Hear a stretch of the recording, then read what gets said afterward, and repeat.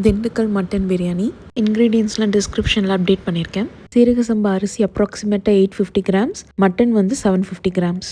இன்றைக்கி வெங்காயம், இஞ்சி, பூண்டு, தக்காளி தனித்தனியாக அரைச்சி வச்சுக்கிட்டாச்சு. பிரியாணி மசாலாவுக்கு பச்சை மிளகா, புதினா, காஞ்ச மிளகா, மிளகு, சோம்பு, பட்டை, கிராம்பு மசாலா ஒன்றா சேர்ந்து அரைச்சி வச்சுக்கணும். இன்றைக்கி பிரியாணியில் கீ யூஸ் பண்ணல, ஆனால் எண்ணெய் ஊற்றும் போது ஆட் பண்ணிக்கலாம்.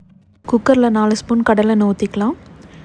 கேஷ்யூ நட் ஆட் பண்ணிவிட்டு ரோஸ்ட் ஆனதுக்கப்புறமா தனித்தனியாக அரைச்சி வச்சுருக்க வெங்காயம், இஞ்சி பூண்டு பேஸ்ட் ஆட் பண்ணிக்கலாம்.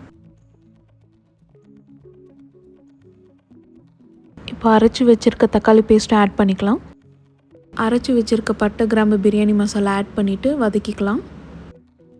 இப்போ ஒரு கையளவு மல்லி இலையை சேர்த்துட்டு தேவையான அளவுக்கு கல் உப்பு ஆட் பண்ணிக்கலாம். மசாலா பச்சை ஸ்மெல் போகிற வரைக்கும் வதக்கிக்கலாம். இப்போ கொஞ்சம் கலர் சேஞ்ச் ஆனதுக்கப்புறமா வாஷ் பண்ணி வச்சுருக்க மட்டன் பீசஸ் ஆட் பண்ணிக்கலாம்.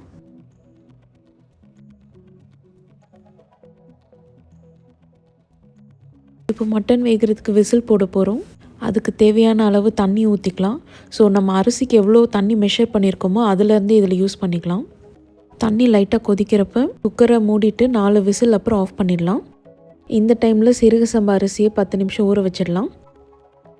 குக்கரில் ப்ரெஷர் ரிலீஸ் ஆனதுக்கப்புறமா மட்டன் வெந்துருச்சான்னு செக் பண்ணிவிட்டு தண்ணி எந்த அளவுக்கு இருக்குன்னு பார்த்துக்கலாம்.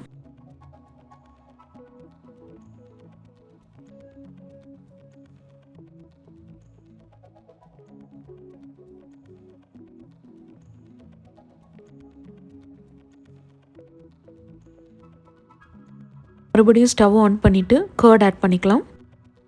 நல்லா கிளறி விட்ட அப்புறமா தண்ணி ஆட் பண்ணிக்கலாம்.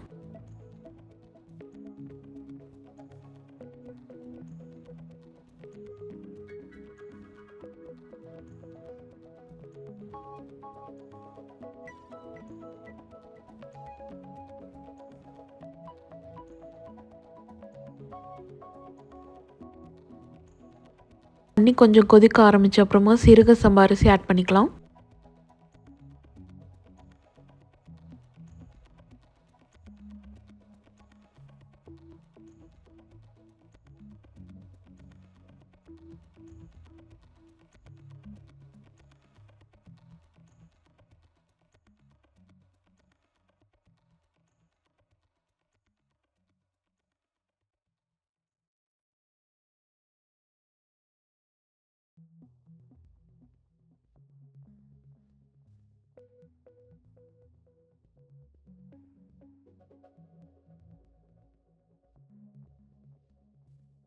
தண்ணியும் அரிசியும் ஒரே அளவுக்கு வந்து அப்புறமா குக்கரை மூடிட்டு சிம்மில் ஒரு 10 மினிட்ஸ் வச்சுக்கலாம்.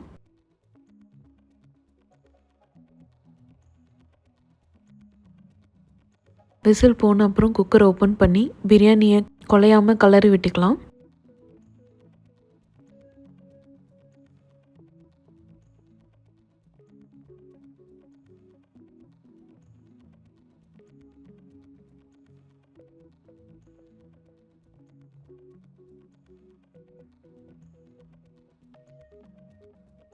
பிரியாணி ரெடி.